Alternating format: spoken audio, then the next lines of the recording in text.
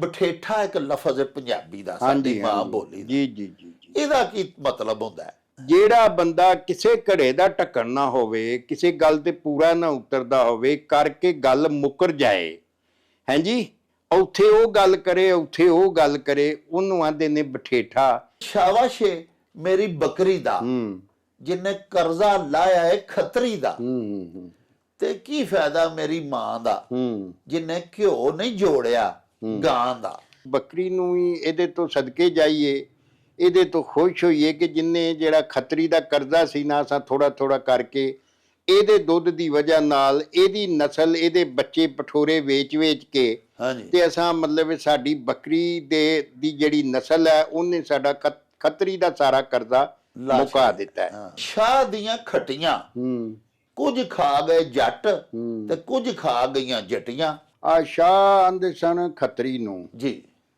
ਤੇ ਖੱਤਰੀ ਜਿਹੜੇ ਸਨ ਨਾ, ਉਹ ਚੂੰਕਿ ਆਪ ਤੇ ਬੜੇ ਕੰਜੂਸ ਹੁੰਦੇ ਸਨ, ਮਤਲਬ ਇਹ ਥੇਲੀ ਦੇ ਕੇ ਵੇਲੀ ਲੈਣ ਵਾਲੇ ਗੱਲ। ਉਹਨਾਂ ਆਪਣਾ ਲੀੜਾ ਲੱਤਾ ਨਹੀਂ ਚੱਜ ਦਾ ਬਣਾਉਣਾ, ਕੋਠੇ ਚੰਗੇ ਬਣਾਉਣੇ ਨੇ ਤੇ ਕੱਪੜੇ ਭੈੜੇ ਹੀ ਪਾਣੇ ਨੇ, ਤੇ ਉਹਨਾਂ ਨੇ ਨਾ ਜਿਹੜਾ ਨਾ ਸੂਦ ਤੇ ਪੈਸੇ ਦੇ ਦੇ ਕੇ, ਤੇ ਜ਼ਾਹਰ ਖੱਟੀ ਬੜੀ ਹੁੰਦੀ ਹੈ, ਕਮਾਈ ਬੜੀ ਹੁੰਦੀ ਹੈ, ਉਹਨਾਂ ਨੇ ਕਰਨਾ। ਲੇਕਿਨ ਇਸ ਅਖਾਣ 'ਚ ਦੱਸਿਆ ਗਿਆ ਕਿ ਲੋਕਾਂ ਨੂੰ ਲੋਕਾਂ ਨਾਲ ਤੇ ਗਗੜੀ ਨੂੰ ਜੋਕਾਂ ਨਾਲ। ਜਦੋਂ ਤੁਹਾਡੇ ਕੋਲ ਖੂਨ 'ਚ ਖਰਾਬੀ ਸ਼ਰਾਬੀ ਹੋ ਜਾਏ ਨਾ, ਤੇ ਗਗੜੀਆਂ ਜਿਹੜੀਆਂ ਨੇ ਨਾ, ਉਹਨਾਂ ਨੂੰ ਸੱਦ ਕੇ ਤੇ ਪਿੰਨੀਆਂ ਦੇ ਉੱਤੇ ਜੋਕਾਂ ਲਵਾਉਂਦੇ ਸਨ। ਜੀ ਜੀ। ਉਹ ਫਿਰ ਜੋਕਾਂ ਜਿਹੜੀਆਂ ਨੇ ਨਾ, ਉਹ ਮਤਲਬ ਇਹ ਕਿ ਆ ਜਿਹੜੀ ਪਿੰਨੀ ਹੁੰਦੀ ਹੈ ਨਾ ਲੱਤ ਦੀ ਗੋਡੇ ਤੋਂ ਥੱਲੇ, ਇਹਦੇ ਉੱਤੇ ਉਹ ਚਮੋੜ ਦਿੰਦੀਆਂ ਸਨ, ਤੇ ਜੋਗ ਜਿਹੜੀ ਹੈ ਨਾ ਉਹ ਐਡੀ ਮੋਟੀ ਹੋ ਜਾਂਦੀ ਸੀ ਖੂਨ ਪੀ ਪੀ ਕੇ, ਤੇ ਉਹ ਗੰਦਾ ਖੂਨ ਪੀਂਦੀ ਸੀ।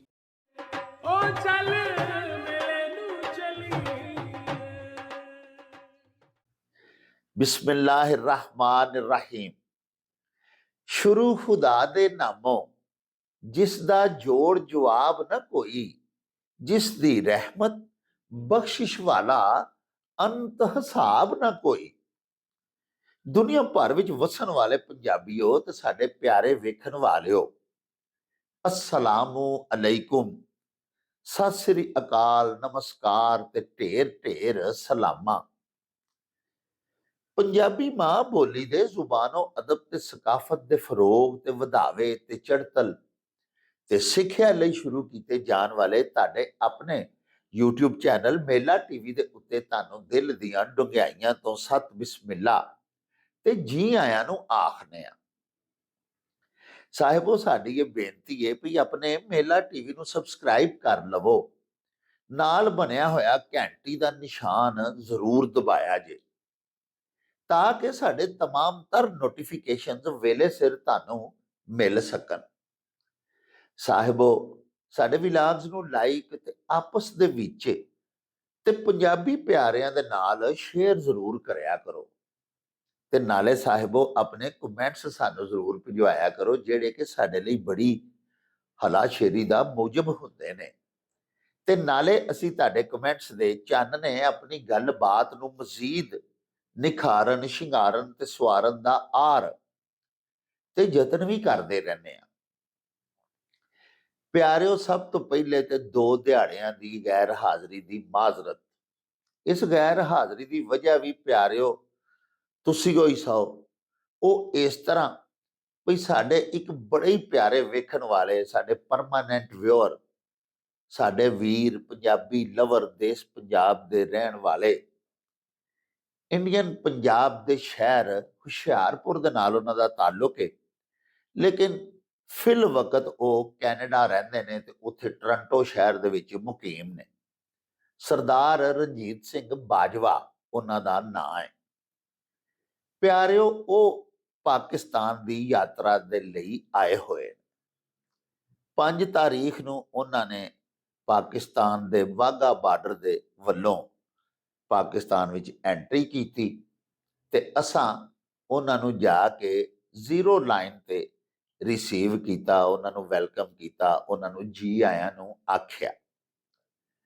ਪਿਆਰਿਓ, ਸਾਡੇ ਮਿੱਤਰ ਤੇ ਸਾਡੇ ਵਿਊਅਰ ਸਰਦਾਰ ਰਣਜੀਤ ਸਿੰਘ ਬਾਜਵਾ ਹੋਰੀ ਜ਼ਿਲ੍ਹਾ ਸਿਆਲਕੋਟ ਦੇ ਇੱਕ ਪਿੰਡ ਦੇ ਰਹਿਣ ਵਾਲੇ ਨੇ, ਯਾਨੀ ਉਹਨਾਂ ਦੇ ਪੁਰਖੇ ਸਿਆਲਕੋਟ ਦੇ ਸਨ। ਇੱਥੋਂ ਉੱਠ ਕੇ ਵੰਡ ਵੇਲੇ ਫਿਰ ਉਹ ਇੰਡੀਆ ਚਲੇ ਗਏ ਤੇ ਉੱਥੇ ਹੁਸ਼ਿਆਰਪੁਰ ਜਾ ਕੇ ਬੈਠ ਗਏ। ਬਾਅਦ ਅਜ਼ਾਂ ਉਹਨਾਂ ਦੇ ਬੱਚੇ ਬੜੇ ਲਾਇਕ ਤੇ ਨੇਕ ਬੱਚੇ ਨੇ, ਡਾਕਟਰ ਨੇ, ਉਹਨਾਂ ਦੇ ਬੇਟਾ ਵੀ ਡਾਕਟਰ ਹੈ, ਉਹਨਾਂ ਦੀ ਬਹੂ ਵੀ ਡਾਕਟਰ ਹੈ, ਉਹਨਾਂ ਦੀ ਪੋਤੀ ਵੀ ਡਾਕਟਰ ਹੈ, ਤੇ ਟੋਰਾਂਟੋ ਦੇ ਵਿੱਚ ਜਾ ਵਸੇ। ਉੱਥੇ ਮਾਸ਼ਾਅੱਲਾ ਬੜੇ ਮਾਰੂਫ ਡਾਕਟਰ ਨੇ, ਡਾਕਟਰ ਗੁਰਮੀਤ ਸਿੰਘ ਬਾਜਵਾ। ਇਹ ਰਣਜੀਤ ਸਿੰਘ ਹੋਰਾਂ ਦੇ ਸੁਪੁੱਤਰ ਨੇ। ਸਾਹਿਬੋ ਸਰਦਾਰ ਰਣਜੀਤ ਸਿੰਘ ਬਾਜਵਾ ਤੇ ਉਹਨਾਂ ਦੀ ਪਤਨੀ ਸਾਡੀ ਭਰਜਾਈ ਗੁਰਤੇਜ ਕੌਰ ਤੇ ਉਹਨਾਂ ਦੀ ਵੱਡੀ ਭੈਣ ਸਮਰਜੀਤ ਕੌਰ, ਇਹ ਤਿੰਨ ਰੁਕਨੀ ਟੱਬਰ ਜਿਹੜਾ ਹੈ ਇਹ ਸਾਡੇ ਪਾਕਿਸਤਾਨ ਦੀ ਯਾਤਰਾ ਲਈ ਆਇਆ ਹੈ। ਇੱਥੇ ਇਹਨਾਂ ਨੇ ਆਪਣੇ ਜਿਹੜੇ ਗੁਰਸਥਾਨ ਨੇ ਉੱਥੇ ਵੀ ਜਾ ਕੇ ਮੱਥਾ ਟੇਕੀ ਕਰਨੀ ਹੈ। ਕੁਝ ਸਾਡੇ ਵਰਗੇ ਜਿਹੜੇ ਇਹਨਾਂ ਦੇ ਸੱਜਣ ਮਿੱਤਰ, ਪਿਆਰ ਕਰਨ ਵਾਲੇ, ਚਾਹਣ ਵਾਲੇ ਨੇ, ਉਹਨਾਂ ਨੂੰ ਵੀ ਮਿਲਣਾ ਗਿਲਣਾ ਹੈ ਤੇ ਪਾਕਿਸਤਾਨ ਦੀ ਸੈਰ ਵੀ ਕਰਨੀ ਹੈ। ਸਾਹਿਬੋ ਅਸੀਂ ਇਹਨਾਂ ਦੇ ਨਾਲ ਹੀ ਸਾਂ।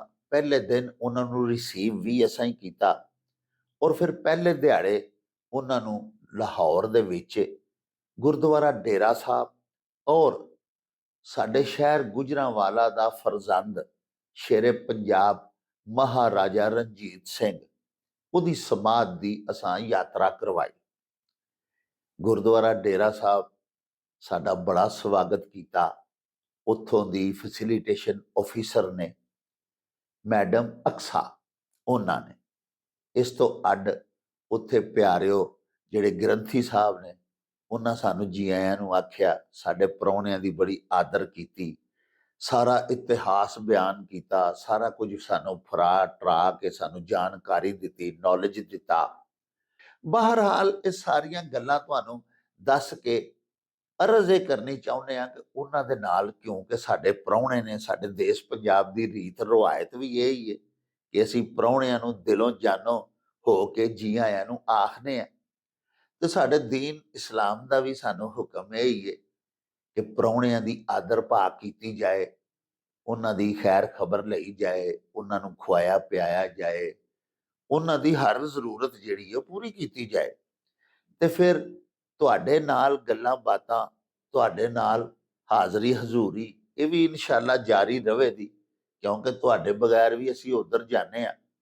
ਪਰ ਤੁਹਾਡੇ ਕਾਇੰਡ ਨੋਟਿਸ ਵਿੱਚ ਇਹ ਅਸਾਂ ਲੈ ਆਂਦਾ ਵੀ ਹੁਣ ਸਾਨੂੰ 4 5 7 ਦਿਨ ਜਿੰਨੀ ਦੇਰ ਵੀ ਦੌਰਾ ਹੈ ਪਾਕਿਸਤਾਨ ਇਸ ਸਿੱਖ ਫੈਮਿਲੀ ਦਾ ਜਾਰੀ ਰਹੇਗਾ, ਅਸੀਂ ਉਹਨਾਂ ਦੇ ਨਾਲ ਬਾਉਂਡਾ।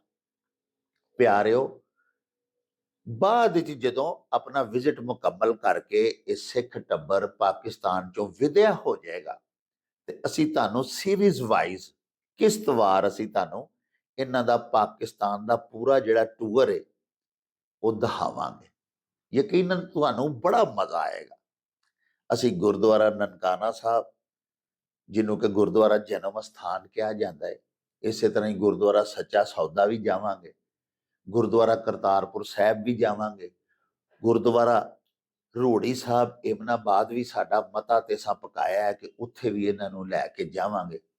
ਬਹਰਹਾਲ ਜਿੱਥੇ ਜਿੱਥੇ ਅਸੀਂ ਸੈਰ ਕਰਨ ਲਈ ਸਰਦਾਰ ਹੋਰਾਂ ਨੂੰ ਲੈ ਕੇ ਜਾਵਾਂਗੇ, ਇਹ ਮੱਥਾ ਟੇਕੀ ਲਈ, ਯਾਤਰਾ ਲਈ ਜਾਣਗੇ, ਤੁਸੀਂ ਵੀ ਸਾਡੇ ਨਾਲ ਨਾਲ ਹੀ ਹੋਵੋਗੇ ਤੇ ਲਮਹਾ ਬ ਲਮਹਾ ਰਿਪੋਰਟ ਅਸੀਂ ਤੁਹਾਡੀ ਸੇਵਾ ਦੇ ਵਿੱਚ ਪੇਸ਼ ਵੀ ਕਰਾਂਗੇ। ਆਓ ਹੁਣ ਚੱਲੀਏ ਤੁਹਾਡੇ ਭਿਜਵਾਏ ਹੋਏ ਅਖਾਣ ਲੈ ਕੇ ਬਾਬਾ ਜੀ ਇਹਸਾਨ ਬਾਜਵਾ ਹੋਰਾਂ ਦੀ ਖਿਦਮਤ ਦੇ ਵਿੱਚ ਉਹਨਾਂ ਦੇ ਪਿੰਡ ਗਖੜਵਾਲੀ, ਤੇ ਬਾਕੀ ਗੱਲਾਂ ਬਾਤਾਂ ਉੱਥੇ ਚੱਲ ਕੇ ਤੁਹਾਡੇ ਨਾਲ ਸਾਂਝੀਆਂ ਕਰਾਂਗੇ। ਆਓ ਸਾਡੇ ਨਾਲ। ਉਹ ਚੱਲ ਮੇਲੇ ਨੂੰ ਚਲੀ। अस्सलाम वालेकुम जनाब बाजवा साहब। ਜੀ ਬਿਸਮਿਲ੍ਲਾ ਜੀ। ਡਾਕਟਰ ਸਾਹਿਬ ਖੈਰੀਆਂ ਹੋ ਜਨਾਬ, ਈਦ ਦੀਆਂ ਬੜੀਆਂ ਬੜੀਆਂ ਮੁਬਾਰਕਾਂ। ਈਦੋਂ ਬਾਅਦ ਪਹਿਲੀ ਦਫਾ ਹੀ ਅੱਜ ਆਏ ਹੋ। ਹਾਂਜੀ ਬੜੀ ਤੁਹਾਡੀ ਨਵਾਜ਼ਾਸ਼, ਤੁਹਾਨੂੰ ਵੀ ਬੜੀ ਬੜੀ ਈਦ ਮੁਬਾਰਕ ਹੋਵੇ ਜੀ। ਖੈਰ ਹੋਵੇ ਜੀ। ਸਾਰੇ ਸਾਡੇ ਦਰਸ਼ਕਾਂ ਵੀ ਜਨਾਬ, ਬਹੁਤ ਸਾਰੇ ਜਿਹੜੇ ਸਾਡੇ ਪਿਆਰੇ ਵੇਖਣ ਵਾਲੇ ਨੇ, ਹਾਂਜੀ ਹਾਂਜੀ, ਉਹਨਾਂ ਈਦ ਦੀਆਂ ਮੁਬਾਰਕਾਂ ਭੇਜੀਆਂ, ਕੁਝ WhatsApp ਮੈਸੇजेस ਭੇਜੇ, ਉਹਦੇ ਵਿੱਚ ਉਹਨਾਂ ਜਨਾਬ ਸਭ ਨੇ ਇੱਕ ਗੁਜ਼ਾਰਿਸ਼ ਕੀਤੀ, ਬਲਕਿ ਸਾਨੂੰ ਇਹ ਹੁਕਮ ਦਿੱਤਾ ਕਿ ਬਾਜਵਾ ਸਾਹਿਬ ਨੂੰ ਜ਼ਰੂਰ ਜਨਾਬ ਸਾਡੇ ਵੱਲੋਂ ਜੀ ਮਿਹਰਬਾਨੀ ਜੀ, ਉਹਨਾਂ ਪਹੁੰਚਾਇਆ ਜੀ, ਉਹਨਾਂ ਦੀ ਮਿਹਰਬਾਨੀ, ਸਾਰੇ ਸੱਜਣਾ ਮਿੱਤਰਾਂ ਦੀ, ਉਹਨਾਂ ਨੂੰ ਵੀ ਈਦ ਮੁਬਾਰਕ। ਖੈਰ ਮੁਬਾਰਕ ਜੀ। ਅੱਛਾ ਜਨਾਬ, ਹੁਣ ਬਾਜਵਾ ਸਾਹਿਬ ਸਾਡੇ ਇੱਕ ਬੜੇ ਪਿਆਰੇ ਦੋਸਤ ਨੇ, ਜੀ ਜੀ। ਖਵਾਜਾ ਸਈਦ ਉਹਨਾਂ ਦਾ ਨਾਂ ਹੈ। ਹੂੰ ਸਈਦ ਸ਼ਫਕ ਵੀ ਆਪਣਾ ਤਖੱਲਸ ਕਰਦੇ ਨੇ। ਸ਼ਫਕ ਸ਼ਾਇਰ ਨੇ, ਸ਼ਾਇਰ ਵੀ ਨੇ ਜੀ, ਵਾਹ ਜੀ ਵਾਹ। ਅਦੀਬ ਵੀ ਨੇ। ਅੱਛਾ ਅੱਛਾ। ਮਜ਼ਦੂਰਾਂ ਦੇ ਉਹਨਾਂ ਬੜੇ ਗੀਤ ਸ਼ੀਤ ਲਿਖੇ ਨੇ। ਵਾਹ ਵਾਹ ਵਾਹ ਵਾਹ ਵਾਹ। ਜਰਾ ਤਰੱਕੀ ਪਸੰਦ ਨੇ ਨਾ ਜਨਾਬ। ਗੁਜਰਾਂ ਵਾਲੇ ਦੇ ਨੇ? ਨਹੀਂ ਸਰ, ਹੈ ਤੇ ਲਾਹੌਰ ਦੇ ਨੇ ਪਿੱਛੋਂ, ਅੱਛਾ ਅੱਛਾ ਅੱਛਾ। ਲੇਕਿਨ ਇਸ ਵੇਲੇ ਨੀਦਰਲੈਂਡ 'ਚ ਅੱਛਾ ਮੁਕੀਮ ਅੱਛਾ ਨੇ। ਅੱਛਾ ਅੱਛਾ ਅੱਛਾ ਅੱਛਾ। ਤੇ ਉਹ ਤੁਹਾਡੇ ਵੀ ਬੜੇ ਫੈਨ ਨੇ, ਕਿਉਂਕਿ ਤੁਸੀਂ, ਉਹ ਕਹਿੰਦੇ ਨੇ ਜੀ ਕਿ ਸਾਡੇ ਜਿਹੜੇ ਬਾਜਵਾ ਸਾਹਿਬ ਨੇ ਨਾ ਜੀ, ਜੀ ਉਹ ਜੀ ਸਾਡੇ ਨਜ਼ਰੀਏ ਦੇ ਬੰਦੇ ਨੇ, ਸਾਡੇ ਹਾਮੀ ਨੇ। ਜੀ, ਮਿਹਰਬਾਨੀ। ਇਹ ਉਹਨਾਂ ਦਾ ਕਲੇਮ ਹੈ, ਮੈਨੂੰ ਨਹੀਂ ਜੀ, ਹੁਣ। ਤੇ ਖਾਇਆ ਸਾਹਿਬ ਜਨਾਬ ਬੜਾ ਤੁਹਾਡੇ ਦਾ ਪਿਆਰ ਵੀ ਕਰਦੇ ਨੇ। ਜੀ ਜੀ ਜੀ। ਉਹਨਾਂ ਸਰ ਮੈਨੂੰ ਇਹ ਕਿਹਾ ਸੀ ਕਿ ਅਸੀਂ ਉੱਥੇ ਨਾ ਜੀ ਕਸ਼ਮੀਰ ਇੱਕ ਸੋਲੀਡੈਰਿਟੀ ਕਮੇਟੀ ਹੈ, ਉਹਦੇ ਉਹ ਆਂਦੇ ਹਨ ਕਿ ਅਸੀਂ ਸਾਰੇ ਕਾਰਕੁਨਾਨ ਇਕੱਠੇ ਹੋ ਕੇ ਨਾ ਜੀ, ਤੇ ਅਸੀਂ ਬਾਜਵਾ ਸਾਹਿਬ ਦਾ ਪ੍ਰੋਗਰਾਮ ਵੇਖਨੇ ਆ ਤੁਹਾਡਾ, ਔਰ ਆਪ ਚੇਅਰਮੈਨ ਵੀ ਨੇ ਉਹਦੇ ਕਸ਼ਮੀਰ ਕਮੇਟੀ ਦੇ।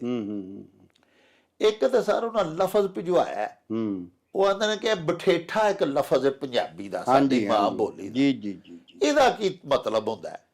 ਹਾਂਜੀ, ਉਹਨਾਂ ਦੋਸਤਾਂ ਤਰੱਕੀ ਪਸੰਦਾਂ ਦੀ ਨਜ਼ਰ ਇੱਕ ਮੇਰੀ ਨਜ਼ਮ ਹੈ ਵਾਹ। ਕਿ ਇੱਕ ਇੱਕ ਮੂੰਹ ਤੇ ਦੋ ਦੋ ਹੱਥ, ਇਹ ਸੱਚੇ ਰੱਬ ਨੇ ਹੀ ਦਿੱਤੇ ਨੇ। ਹਾਂ, ਤੇ ਟੁਕਰ ਦੀ ਇਹ ਕਾਣੀ ਵੰਡ ਵੀ ਕੀ ਉਹਨੇ ਹੀ ਕੀਤੀ ਹੈ। ਹਾਏ ਹਾਏ ਵਾਹ। ਤੋ ਬਠੇਠਾ ਲਫ਼ਜ਼ ਜਿਹੜਾ ਨਾ ਜੀ, ਠੇਠ ਦਾ ਮਤਲਬ ਹੁੰਦਾ ਹੈ ਅਸੂਲ, ਯਾਨੀ ਟੀਚਾ ਤੇ ਕਿਸੇ ਵੀ ਕੰਮ ਕਰਨ ਦਾ ਅਸੂਲ। ਹਾਂ, ਜਿਹੜਾ ਬੰਦਾ ਕਿਸੇ ਘੜੇ ਦਾ ਢੱਕਣ ਨਾ ਹੋਵੇ, ਕਿਸੇ ਗੱਲ ਤੇ ਪੂਰਾ ਨਾ ਉਤਰਦਾ ਹੋਵੇ, ਕਰਕੇ ਗੱਲ ਮੁੱਕਰ ਜਾਏ, ਹਾਂਜੀ, ਉੱਥੇ ਉਹ ਗੱਲ ਕਰੇ, ਉੱਥੇ ਉਹ ਗੱਲ ਕਰੇ, ਉਹਨੂੰ ਆਂਦੇ ਨੇ ਬਠੇਠਾ। ਕਿ ਇਹ ਕਿਸੇ ਠੇਠ ਤੇ ਕਿਸੇ ਅਸੂਲ ਤੇ ਪੂਰਾ ਨਹੀਂ ਉਤਰਦਾ, ਪਾਬੰਦ ਹੀ ਨਹੀਂ ਕਿਸੇ ਗੱਲ ਦਾ, ਬੇਅਸੂਲਾ ਜਿਹਾ। ਹਾਂਜੀ ਹਾਂਜੀ। ਵਾਹ ਵਾਹ। ਤੇ ਬਾਜਵਾ ਸਾਹਿਬ, ਖਵਾਜਾ ਸਈਦ ਸਾਹਿਬ ਨੇ ਜੀ ਜੀ ਇੱਕ ਜਨਾਬ ਅਖਾਣ ਵੀ ਭੇਜਿਆ। ਜੀ ਜੀ ਜੀ। ਅਖਾਣ ਕੁਝ ਇਸ ਤਰ੍ਹਾਂ ਹੈ, ਭਈ ਸ਼ਾਬਾਸ਼ ਏ ਮੇਰੀ ਬੱਕਰੀ ਦਾ, ਜਿੰਨੇ ਕਰਜ਼ਾ ਲਾਇਆ ਹੈ ਖੱਤਰੀ ਦਾ, ਤੇ ਕੀ ਫਾਇਦਾ ਮੇਰੀ ਮਾਂ ਦਾ, ਜਿੰਨੇ ਘਿਓ ਨਹੀਂ ਜੋੜਿਆ ਗਾਂ ਦਾ। ਹਾਂਜੀ, ਇਸ ਅਖਾਣ 'ਚ ਦੱਸਿਆ ਗਿਆ ਕਿ ਬੰਦਾ ਅਗਰ ਸਮਝਦਾਰੀ ਨਾਲ ਘਰ ਦੀਆਂ ਜ਼ਰੂਰਤਾਂ ਨੂੰ ਟੋਰੇ ਜੀ, ਹਾਂਜੀ, ਤੇ ਆਪਣੇ ਯਾਨੀ ਸਮਝ ਕੇ ਟੁਰੇ, ਤੇ ਛੋਟਾ ਮੋਟਾ ਵੀ ਉਹਦੇ ਕੋਲ ਠਾਠੀਆ ਹੋਵੇ ਆਮਦਨ ਦਾ। ਮਸਲਨ ਜਿਹੜੀ ਬੱਕਰੀ ਹੈ, ਛੋਟਾ ਹੀ ਕਿੰਨਾ ਕੁ ਉਹਦਾ ਦੁੱਧ ਹੁੰਦਾ ਹੈ, ਲੇਕਿਨ ਇਸ ਅਖਾਣ 'ਚ ਦੱਸਿਆ ਗਿਆ ਵੀ ਇਸ ਬੱਕਰੀ ਨੂੰ ਹੀ ਇਹਦੇ ਤੋਂ ਸਦਕੇ ਜਾਈਏ, ਇਹਦੇ ਤੋਂ ਖੁਸ਼ ਹੋਈਏ ਕਿ ਜਿੰਨੇ ਜਿਹੜਾ ਖੱਤਰੀ ਦਾ ਕਰਜ਼ਾ ਸੀ ਨਾ, ਅਸਾਂ ਥੋੜਾ ਥੋੜਾ ਕਰਕੇ ਇਹਦੇ ਦੁੱਧ ਦੀ ਵਜ੍ਹਾ ਨਾਲ ਇਹਦੀ ਨਸਲ, ਇਹਦੇ ਬੱਚੇ ਪਠੋਰੇ ਵੇਚ ਵੇਚ ਕੇ, ਤੇ ਅਸਾਂ ਮਤਲਬ ਸਾਡੀ ਬੱਕਰੀ ਦੀ ਜਿਹੜੀ ਨਸਲ ਹੈ, ਉਹਨੇ ਸਾਡਾ ਖੱਤਰੀ ਦਾ ਸਾਰਾ ਕਰਜ਼ਾ ਮੁਕਾ ਦਿੱਤਾ ਹੈ। ਪਰ ਸਾਡੇ ਘਰ ਗਾਂ ਵੀ ਹੈ, ਔਰ ਗਾਂ ਦਾ ਦੁੱਧ ਵੀ ਜ਼ਿਆਦਾ ਹੈ, ਲੇਕਿਨ ਸਾਡੀ ਮਾਂ ਜੀ ਜਿਹੜੇ ਨੇ ਉਹ ਇੰਨੇ ਸ਼ਾਹ ਖਰਚ ਨੇ, ਤੇ ਉਹਨਾਂ ਨੇ ਮਤਲਬ ਇਹ ਕਿ ਖਰਚ ਇੰਨਾ ਜ਼ਿਆਦਾ ਕਰਦੇ ਨੇ ਕਿ ਉਹ ਮਤਲਬ ਇਹ ਕਿ ਉਹ ਜਿਹੜਾ ਘਿਓ ਹੈ ਨਾ ਗਾਂ ਦਾ, ਉਹ ਜੋੜ ਕੇ ਜਾਂ ਉਹਦੇ ਤੋਂ ਪੈਸੇ ਨਹੀਂ ਉਹਨਾਂ ਵਟੇ। ਹਾਂਜੀ, ਇਸ ਵਾਸਤੇ ਵੀ ਮਾਂ ਨੂੰ ਮਤਲਬ ਇੱਥੇ ਦੱਸਿਆ ਗਿਆ ਕਿ ਮਾਂ ਜੀ ਜਿਹੜੇ ਨੇ ਖੁੱਲੇ ਹੱਥ ਵਾਲੇ ਨੇ, ਹਾਂਜੀ, ਤੇ ਉਹਨਾਂ ਦਾ ਕੀ ਫਾਇਦਾ ਹੈ ਕਿ ਅਗਰ ਉਹ ਵੀ ਨਾਲ ਛੇਤੀ ਕਰਦੇ ਤੇ ਅਸੀਂ ਹੋਰ ਜ਼ਿਆਦਾ ਤਰੱਕੀ ਕਰ ਲੈਂਦੇ। ਇਹਦੇ 'ਚ ਦੱਸਿਆ ਗਿਆ ਕਿ ਘਰ ਦੇ ਸਾਰੇ ਜੀਆਂ ਨੂੰ ਸਮਝਦਾਰੀ ਨਾਲ ਸਮਝ ਕੇ, ਦਾਨਿਸ਼ਮੰਦੀ ਨਾਲ ਆਪਣੇ ਜਿਹੜੇ ਵਸੀਲੇ ਨੇ ਆਮਦਨ ਦੇ, ਉਹਨਾਂ ਦੇ ਮੁਤਾਬਕ ਜਿਹੜਾ ਟੁਰਨਾ ਚਾਹੀਦਾ, ਚੱਲਣਾ ਚਾਹੀਦਾ। ਔਰ ਅਗਰ ਅਸੀਂ ਇਸ ਤਰ੍ਹਾਂ ਕਰੀਏ ਤੇ ਅਸੀਂ ਲੋਕਾਂ ਦੇ ਲਹਿਣੇ ਵੀ ਲਾ ਸਕਦੇ ਹਾਂ, ਤੇ ਮੁਸਤਕਿਲ ਮਜਾਜ਼ੀ ਨਾਲ ਤੇ ਬੜੀ ਸਮਝਦਾਰੀ ਨਾਲ। ਤੇ ਜੇ ਅਸੀਂ ਫਜ਼ੂਲ ਖਰਚੀਆਂ ਕਰਾਂਗੇ ਤੇ ਫੇਰ ਭਾਵੇਂ ਸਾਡੇ ਕੋਲ ਜਿੰਨੀ ਮਰਜ਼ੀ ਆਮਦਨ ਹੋਵੇ, ਉਹ ਤਰੰਗਲੀ ਡਾਹ ਕੇ ਉਡਾਉਣ ਵਾਲੀ ਗੱਲ ਹੈ। ਲਓ ਜੀ ਪਿਆਰਿਓ, ਵੇਖੋ ਬਾਜਵਾ ਸਾਹਿਬ ਨੇ ਕਿੰਨੀ ਖੂਬਸੂਰਤ ਵੰਡ ਕੀਤੀ। ਸਾਡੇ ਬੜੇ ਪਿਆਰੇ ਵੇਖਣ ਵਾਲੇ ਨੇ, ਨੀਦਰਲੈਂਡ 'ਚ ਵਸਦੇ ਨੇ, ਸਈਦ ਸ਼ਫਕ ਜੀ। ਉਹਨਾਂ ਸਾਨੂੰ ਅਖਾਣ ਭਿਜਵਾਇਆ ਸੀ ਵੀ ਸ਼ਾਬਾਸ਼ ਏ ਮੇਰੀ ਬੱਕਰੀ ਦਾ, ਜਿੰਨੇ ਕਰਜ਼ਾ ਲਾਇਆ ਹੈ ਖੱਤਰੀ ਦਾ, ਤੇ ਕੀ ਫਾਇਦਾ ਮੇਰੀ ਮਾਂ ਦਾ, ਜਿੰਨੇ ਘਿਓ ਨਹੀਂ ਜੋੜਿਆ ਗਾਂ ਦਾ। ਬਾਜਵਾ ਸਾਹਿਬ ਬੜਾ ਪਿਆਰਾ ਇਹਦਾ ਨਖੇੜਾ ਕੀਤਾ, ਵੰਡ ਕੀਤੀ ਕਿ ਬੰਦਾ ਜ਼ਿੰਦਗੀ ਦੀਆਂ ਔਕੜਾਂ ਦੇ ਨਾਲ, ਮੁਸ਼ਕਲਾਤ ਦੇ ਨਾਲ ਬਤਰੀਕੇ ਆਸਨ ਨਿਬੜ ਸਕਦਾ ਹੈ, ਜੇ ਥੋੜਾ ਜੀ ਆਪਣੀ ਫਹਿਮੋ ਫਰਾਸਤ ਨੂੰ ਇਸਤੇਮਾਲ ਕਰੇ। ਵੇਖੋ ਨਾ, ਇੱਕ ਬੰਦੇ ਦੇ ਸਿਰ ਤੇ ਜਿਵੇਂ ਕਰਜ਼ਾ ਸੀ, ਹੁਣ ਘਰ 'ਚ ਬੱਕਰੀ ਵੀ ਸੀ, ਗਾਂ ਵੀ ਸੀ, ਗਾਂ ਦੁੱਧ ਵੀ ਬਹੁਤਾ ਦਿੰਦੀ ਏ, ਉਹਦਾ ਘਿਓ ਵੀ ਜੁੜ ਜਾਂਦਾ, ਉਹਦਾ ਘਿਓ ਮਹਿੰਗਾ ਵਿਕਦਾ। ਬੱਕਰੀ ਇੱਕ ਛੋਟਾ ਜਾਨਵਰ ਹੈ। ਹੁਣ ਉਹਦੇ ਬੱਚੇ ਜਿਹੜੇ ਨੇ ਉਹ ਵੀ ਗਾਂ ਦੇ ਵੱਛਿਆਂ ਦੇ ਮੁੱਲ ਦੇ ਤੇ ਨਹੀਂ ਨਾ ਵਿਕਦੇ, ਉਹਦੀ ਕੀਮਤ ਵੀ ਨਿਸਬਤਨ ਗਾਂ ਤੋਂ ਘੱਟ ਹੁੰਦੀ ਹੈ। ਲੇਕਿਨ ਉਹ ਬੰਦਾ ਜਿਹੜਾ ਸੀ, ਠੀਕ ਹੈ ਉਹ ਮਕਰੂਜ਼ ਸੀ, ਲੇਕਿਨ ਉਹਨੇ ਆਪਣੀ ਅਕਲ ਤੋਂ ਕੰਮ ਲਿਆ, ਬੱਕਰੀ ਦੇ ਬੱਚੇ ਵੇਚਦਾ ਰਿਹਾ। ਹੌਲੀ ਹੌਲੀ ਅੱਲਾਹ ਪਾਕ ਨੇ ਉਹਦਾ ਕਰਜ਼ਾ ਲਾਹ ਦਿੱਤਾ।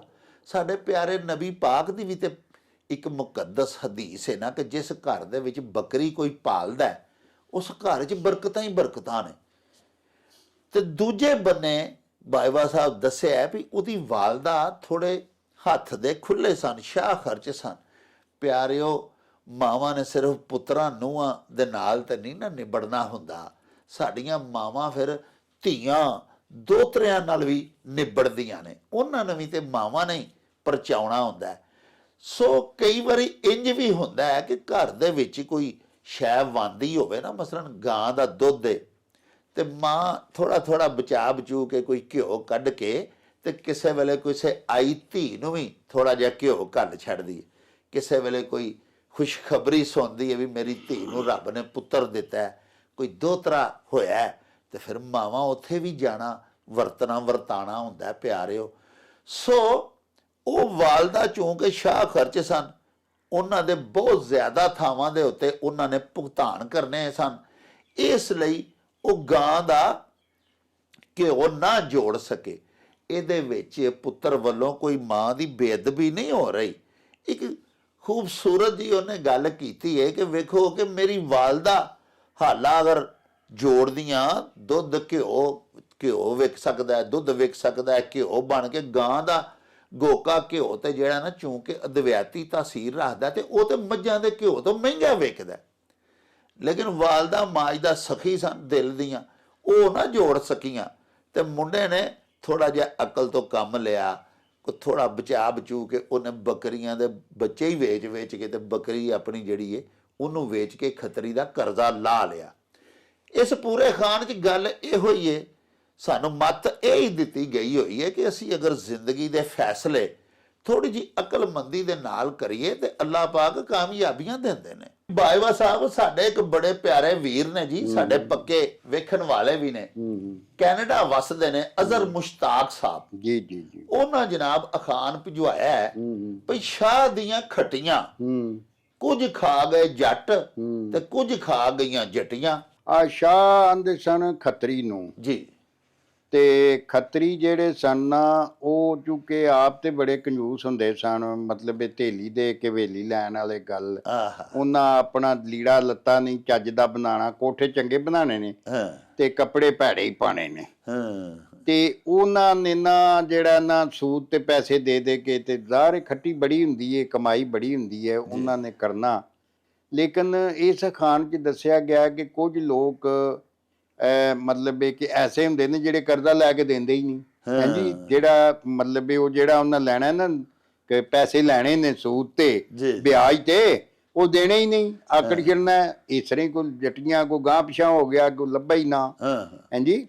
ਔਰ ਕਈ ਵਾਰੀ ਜੱਟ ਜਿਹੜੇ ਨੇ ਉਹ ਇਸ ਤਰ੍ਹਾਂ ਦੇ ਹੁੰਦੇ ਨੇ ਵੀ ਇੱਕ ਸਿਕੰਦਰ ਬਸਰਾ ਹੋਇਆ ਜੀ, ਸਿਕੰਦਰ ਸਿਪਰਾ ਹੋਇਆ ਜੀ, ਇਹ ਸਪਰਾਵਾਂ ਦਾ ਇਲਾਕਾ ਹੈ, ਪੈਂਸਰੇ ਦੇ ਲਾਗੇ ਉੱਥੇ ਪਿੰਡ ਨੇ ਜੀ, ਤੇ ਉਹ ਨਾ ਇੱਕ ਖੱਤਰੀ ਸੀ ਤੇ ਬਹੁਤ ਵੱਡਾ ਮਹਾਜਨ ਸੀ ਉਹ, ਤੇ ਉਹਨੇ ਸਾਰੇ ਲੋਕਾਂ ਦੀ ਨਾ ਜ਼ਮੀਨ ਵੀ ਗਹਿਣੇ ਲਈ ਹੋਈ ਸੀ ਤੇ ਇਹ ਉਹ, ਤੇ ਤੁਹਾਨੂੰ ਪਤਾ ਨਾ ਕਿ ਇਹ ਜ਼ਮੀਨਾਂ ਬੈ ਵੀ ਲੈ ਲੈਂਦੇ ਸਨ।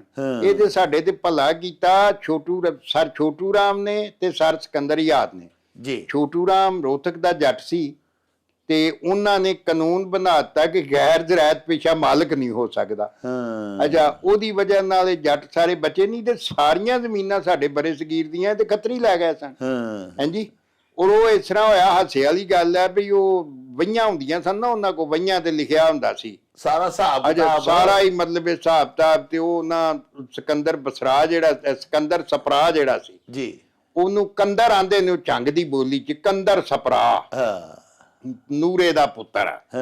ਅੱਛਾ, ਉਹਨੂੰ ਨਾ ਇੱਕ ਦਿਨ ਦਲੀਲ ਆਈ ਤੇ ਘੋੜੀ ਤੇ ਬੈਠਾ ਤੇ ਘੋੜੀ ਤੇ ਬਹਿ ਕੇ ਜਾ ਕੇ ਉਹ ਖੱਤਰੀ ਨੂੰ ਆਂਦੇ, ਉਹਨੇ ਪਤਾ ਕੀ ਕੀਤਾ ਕਿ ਉਹ ਨਿੱਕੀਆਂ ਨਿੱਕੀਆਂ ਟੇਮਾਂ ਲੈ ਕੇ ਨਾ ਪੈਲੀ ਕਿਸੇ ਚੋਂ ਹਾਂ ਤੋਂ ਉੱਤੇ ਛੱਟ ਜੀ ਧਰ ਲਈ ਤੇ ਬਦਰਾ ਜਿਹਾ ਬਣਾ ਲਿਆ ਹਾਂ। ਹੈਂਜੀ ਪਈ ਇਹ ਪੈਸੇ ਨੇ ਹਾਂ ਤੇ ਜਾ ਕੇ ਤੇ ਘੋੜੀ ਤੇ ਬੈਠਾ ਹੀ ਨਾ ਉਹਨੂੰ ਆਂਦਾ ਵੀ ਆਪਣੀ ਵਹੀ ਵਿਖਾਲ ਤੇ ਹਿਸਾਬ ਕਰ ਸਾਡੇ ਪਿੰਡ ਦੇ ਸਾਰੇ ਲੋਕਾਂ ਦੇ ਕਿੰਨੇ ਪੈਸੇ ਨੇ ਵਾਹ ਮੈਂ ਅੱਜ ਆ ਦੇਣ ਆਇਆ।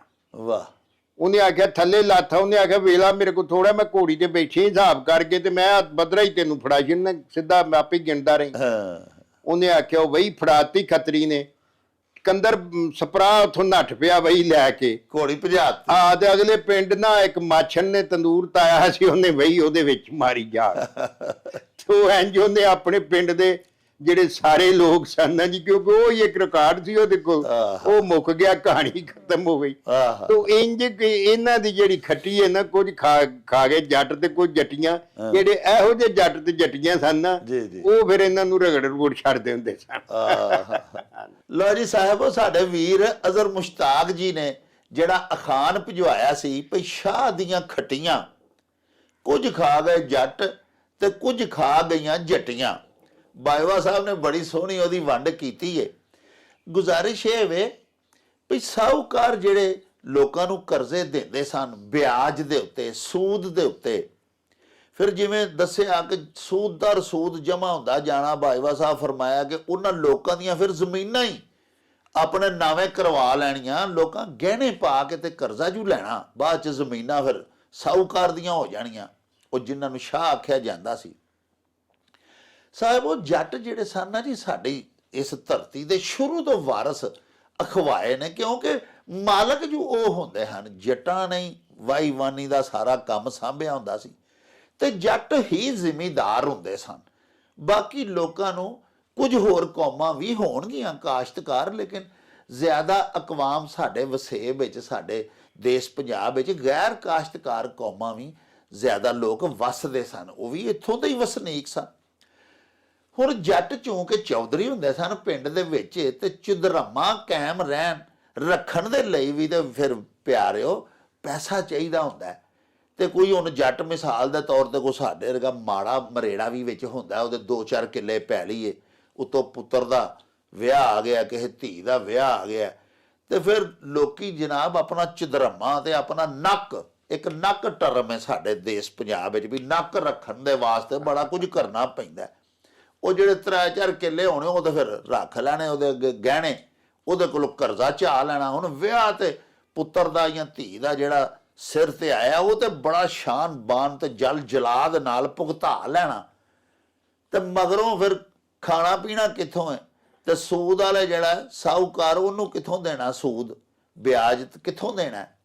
ਉਹ ਫਿਰ ਜੱਟ ਹੁੰਦੇ ਤਗੜੇ ਵੀ ਸਨ ਤੇ ਤਾਕਤਵਰ ਵੀ ਹੁੰਦੇ ਸਨ ਉਹ ਕਿਸੇ ਲਈ ਡਕਾਰ ਵੀ ਮਾਰ ਜਾਂਦੇ ਹੁੰਦੇ ਹਨ ਮਤਲਬ ਖਾ ਪੀ ਜਾਣਾ ਉਹਨੇ ਆਖਣਾ ਜਾ ਦਫਾ ਜਾ ਸੀ ਤੈਨੂੰ ਕਿੱਥੋਂ ਦਈਏ ਤੇ ਸਾਰੇ ਪਿੰਡ ਦੇ ਤੇ ਬੰਦਿਆਂ ਨੇ ਕਰਜ਼ਾ ਚੁੱਕਿਆ ਹੁੰਦਾ ਸੀ ਤੇ ਪਿਆਰਿਓ ਸਾਹੂਕਾਰ ਵੀ ਡਰਦੇ ਸਨ ਉਹ ਆਂਦੇ ਹਨ ਯਾਰ ਜੱਟ ਅੱਗੇ ਲੱਗ ਗਿਆ ਤਾਂ ਸਾਰਾ ਪਿੰਡ ਇਹਦੇ ਮਗਰ ਲੱਗ ਜਾਣਾ ਸਾਰੇ ਪਿੰਡ ਦੇ ਅਸੀਂ ਕਿਵੇਂ ਮੁਹਾਲਫਤ ਛੇੜਾਂਦੇ ਫਿਰ ਉਹ ਫਿਰ ਡਿਫੈਂਸਿਵ ਹੋ ਜਾਂਦੇ ਹਨ।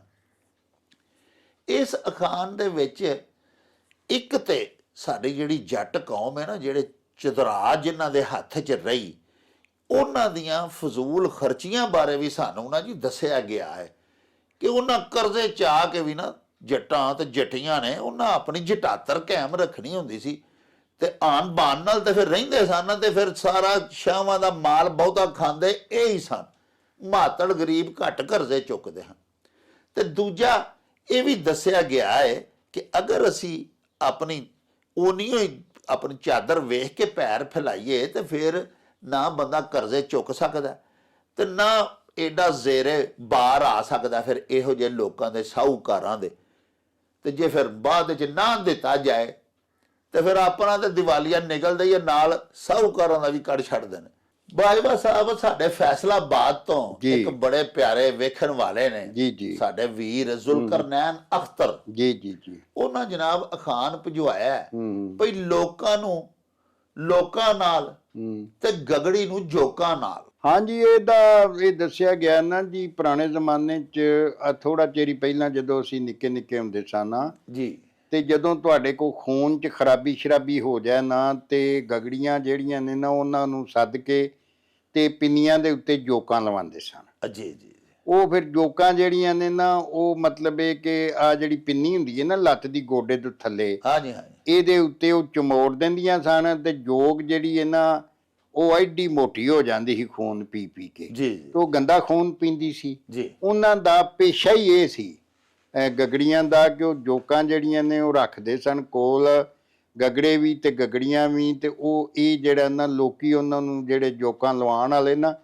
ਇਹ ਉਹ ਗੰਦਾ ਖੂਨ ਕੱਢਣ ਦਾ ਇੱਕ ਬੜਾ ਪੁਰਾਣੇ ਜ਼ਮਾਨੇ ਦਾ ਇਹ ਤਰੀਕਾ ਸੀ। ਜੀ ਜੀ ਤੋ ਇਸ ਦੱਸਿਆ ਅਖਾਣ ਵਿੱਚ ਕਿ ਹਰ ਬੰਦੇ ਨੂੰ ਆਪਣੇ ਕੰਮ ਨਾਲ ਕੰਮ ਹੈ, ਤੇ ਭਾਵੇਂ ਕੋਈ ਗੰਦੇ ਤੋਂ ਗੰਦਾ ਕੰਮ ਹੀ ਕਰਦਾ ਹੋਵੇ ਜਿਸ ਤਰ੍ਹਾਂ ਗਗੜੀ ਹੈ, ਹਾਂਜੀ ਔਰ ਉਹ ਜੋਕਾਂ ਨੂੰ ਜ਼ਾਹਰ ਬੜੀਆਂ ਉਹ ਗੰਦਾ ਹੀ ਕੰਮ ਸੀ ਨਾ ਜੀ ਜੀ। ਜੀ ਜੀ ਲੇਕਿਨ ਉਹਨੂੰ ਮਤਲਬ ਇਹ ਹੈ ਕਿ ਉਹਨਾਂ ਸਾਂਭ ਕੇ ਰੱਖਣਾ ਤੇ ਉਹ ਸਾਰਾ ਕਰਨਾ ਫਾਰ ਜਾ ਜਦੋਂ ਕਿਸੇ ਸੱਦਣਾ ਤੇ ਉਹਨਾਂ ਫਿਰ ਲਿਆ ਕੇ ਤੇ ਉਹ ਬਹਿ ਕੇ ਤੇ ਉਹਦੀ ਉਹ ਲੱਤਾਂ ਦੇ ਗੋਡਿਆਂ ਦੇ ਥੱਲੇ ਉਹ ਜੋਕਾਂ ਲਾ ਦੇਣੀਆਂ। ਹਾਂ ਉਹਨਾਂ ਫਿਰ ਜੋਕਾਂ ਖੂਨ ਪੀ ਪੀ ਕੇ ਏਡਿਆਂ ਮੋਟਿਆਂ ਹੋ ਜਾਣਾ, ਫਿਰ ਉਹਨੇ ਨਿਚੋੜ ਕੇ ਨਾ ਤੇ ਫਿਰ ਲਾ ਦੇਣੀ ਉਹੀ, ਹਾਂ ਉਹਦਾ ਖੂਨ ਨਿਚੋੜ ਕੇ ਨਾ ਲਾਂਬੇ ਉਹਨੂੰ ਫਿਰ ਲਾ ਦੇਣਾ। ਉਹ ਇਸ ਤਰ੍ਹਾਂ ਕਰਕੇ ਇਸ ਕੰਮ 'ਚ ਦੱਸਿਆ, ਇਸ ਅਖਾਣ 'ਚ ਇਹ ਦੱਸਿਆ ਗਿਆ ਕਿ ਹਰ ਬੰਦਾ ਜਿਹੜਾ ਉਹ ਆਪਣੇ ਕੰਮ ਨਾਲ ਪਿਆਰ ਕਰਦਾ ਹੈ, ਭਾਵੇਂ ਉਹ ਕੰਮ ਕਿੱਡਾ ਵੀ ਗੰਦਾ ਹੋਵੇ। ਹਾਂ ਜ਼ਾਹਰ ਉਹਨੇ ਉਹਦੇ 'ਚੋਂ ਉਹਨੂੰ ਕਮਾਈ ਹੋਣੀ ਹੁੰਦੀ ਹੈ ਤੇ ਇਸ ਵਾਸਤੇ ਉਹਨੇ ਉਹੀ ਕਰਨਾ ਹੁੰਦਾ ਹੈ, ਔਰ ਸਿੱਖਿਆ ਵੀ ਉਹਨੇ ਉਹੀ ਹੁੰਦਾ। ਲੋ ਜੀ ਪਿਆਰਿਓ, ਇਹ ਜਿਹੜਾ ਭਾਜੀ ਸਾਡੇ ਜ਼ੁਲਕਰਨੈਨ ਅਖਤਰ ਹੋਰਾਂ ਨੇ ਅਖਾਣ ਭੇਜਿਆ ਵੀ ਲੋਕਾਂ ਨੂੰ ਲੋਕਾਂ ਨਾਲ ਤੇ ਗਗੜੀ ਨੂੰ ਜੋਕਾਂ ਨਾਲ, ਇਹਦੀ ਬੜੀ ਸੋਹਣੀ ਵੰਡ ਕੀਤੀ ਬਾਜਵਾ ਸਾਹਿਬ ਦੱਸਿਆ ਸਾਨੂੰ। ਗੁਜ਼ਾਰਿਸ਼ ਇਹ ਵੇ ਕਿ ਇੱਕ ਸਾਡੀ ਮਾਂ ਬੋਲੀ ਦਾ ਹੀ ਅਖਾਣ ਹੈ ਵੀ ਹੋਰਾਂ ਨੂੰ ਹੋਰੀ ਨਾਲ ਤੇ ਅੰਨੇ ਨੂੰ ਡੰਗੋਰੀ ਨਾਲ, ਯਾਨੀ ਜਿਸ ਬੰਦੇ ਦਾ ਕੋਈ ਕਿਸੇ ਵਾਸਤਾ ਹੁੰਦਾ ਕਿਸੇ ਚੀਜ਼ ਦੇ ਨਾਲ, ਜਾਂ ਜਿਹੜਾ ਬੰਦਾ ਕਿਸੇ ਚੀਜ਼ ਤੋਂ ਰਜ਼ਕ ਕਮਾਉਂਦਾ ਉਹਦਾ ਪੇਸ਼ਾ ਹੁੰਦਾ, ਜਿਵੇਂ ਗਗੜੀ ਦਾ ਪੇਸ਼ਾ ਹੀ ਦੱਸਿਆ ਬਾਜਵਾ ਸਾਹਿਬ ਨੇ ਵੀ ਉਹਦਾ ਤੇ ਇਹ ਪ੍ਰੋਫੈਸ਼ਨ ਹੀ ਇਹ ਹੁੰਦਾ ਕਿ ਉਹ ਉਦੋਂ ਜੋਕਾਂ ਭਾਲਦੇ ਸਨ। ਜੋਕ ਪਿਆਰਿਓ ਇੱਕ ਛੋਟਾ ਜਿਹਾ ਜਾਨਵਰ ਹੈ ਜਿਹਦੇ ਬਾਰੇ 'ਚ ਇਹ ਆਮ ਲੋਕਾਂ ਨੂੰ ਪਤਾ ਹੈ ਕਿ ਉਹ ਖੂਨ ਚੂਸਦਾ ਹੈ।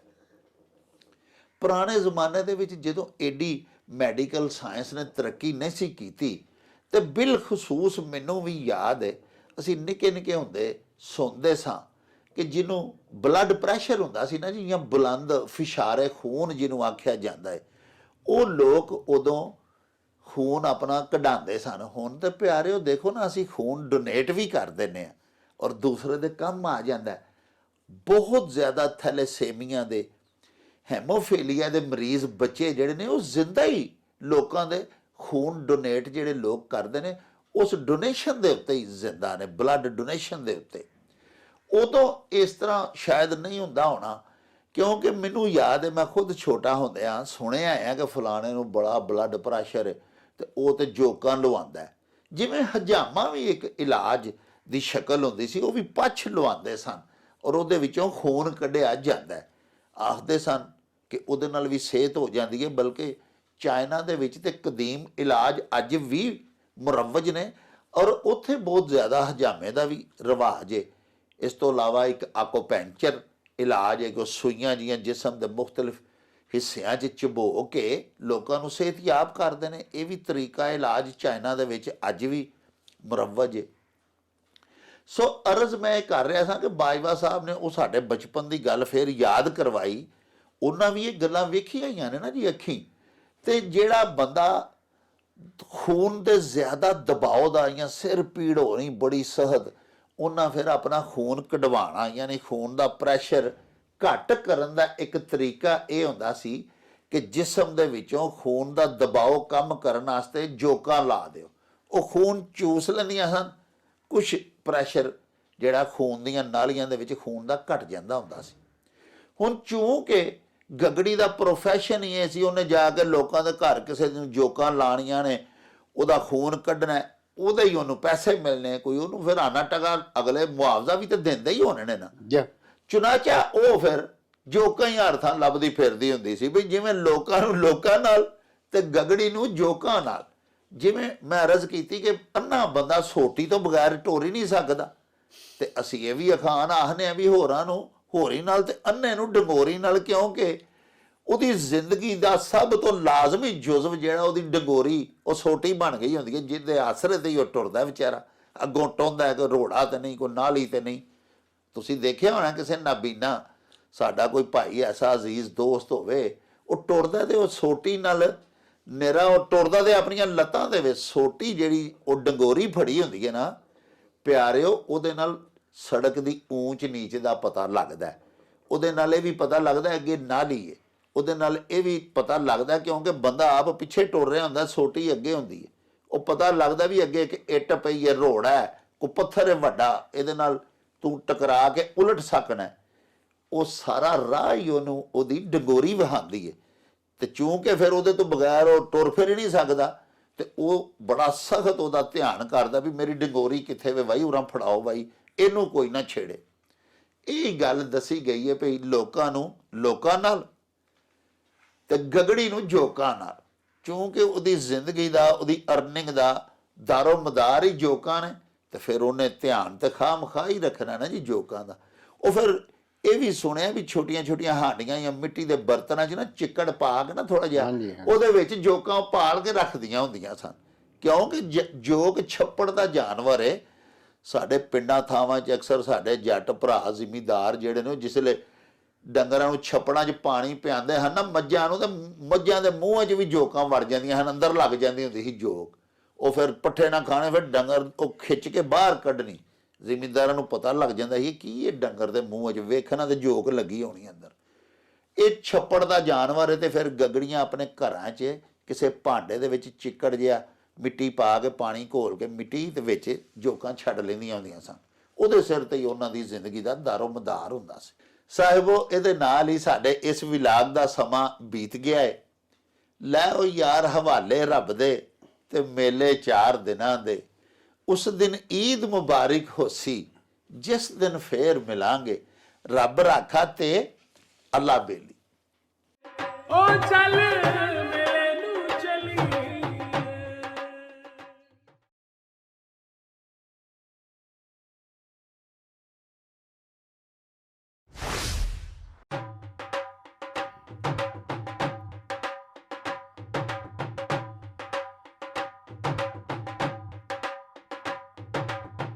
रौनक हो जाऊं छट में, चल मेले नू चलीए।